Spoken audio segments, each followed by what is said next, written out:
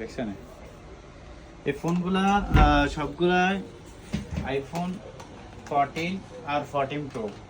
ওগুলো এক আমার সাপ্লায়ার বাই, ওনার শপের ওয়ারেন্টি দিয়েছে, ওয়ারেন্টিগুলা বাইরে থেকে করে আনতে হয়। তো এখানে টাইম বেশি লাগতেছে, আর খরচও একটা যাত্রীর পিছনে খরচ দিতে হয়, 20,000 টাকার মতো খরচ দিতে হয়।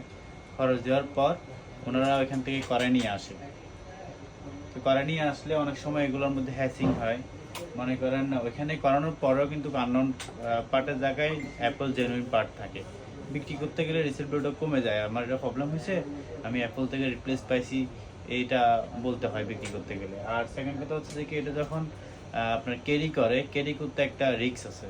একটা লাকিস পার্টি যখন নিয়ে যায় ফোনটা, উনি একসাথে একটা না কয়েকটা নিয়ে যায়। তো এগুলো এয়ারপোর্টে জব্দ হওয়ার সম্ভাবনা থাকে। আবার আসার সময় উনি ওনার ফ্যামিলির জন্য, নিজের জন্য ফোন যখন 3টা 4টা নেয়, আবার 2টা 3টা যদি ওয়ারেন্টি প্রোডাক্ট যদি নিয়ে আসে, ওগুলো কিন্তু বক্সও আনতে হয়, কারণ অফিসিয়ালি বক্স ছাড়া অ্যাকসেপ্ট করে না। তো এই বক্সও যখন নিয়ে আসে তখন বলে যে আপনার কাছে এতগুলো ফোন কেন, ওগুলো এয়ারপোর্টে জব্দ হয়ে যায়। জব্দ হয়ে গেলে আপনার ফোনটা মিসিং। পরে এই ফোনটা জরিমানা কিন্তু ঠিক দোকান মালিককে দিতে হয়। দোকান মালিক পরে নিজের পকেট থেকে কিনে আপনাকে একটা দিতে বাধ্য।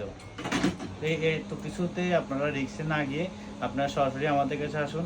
যতগুলো হোলসেল আছে অসুবিধা নেই, হোলসেলের কাজও করব আমরা, দোকানের কাজও করব, কাস্টমারের কাজও করব। আমরা আপনাকে নিশ্চয় দিতে পারবো। আজকে আমরা এই যে এখন 5টা কাজ দেখলেন, 5টার মধ্যে 5টাই উঠে দিচ্ছি ইনশাআল্লাহ। আপনাদেরও 5টা 10টা 20টা 25টা যতগুলো আছে, যারা চিটাংয়ে আছেন, চিটাংয়ের ভাই ব্রাদার আছেন, দোকানদার আছেন, তারাও আসতে পারেন।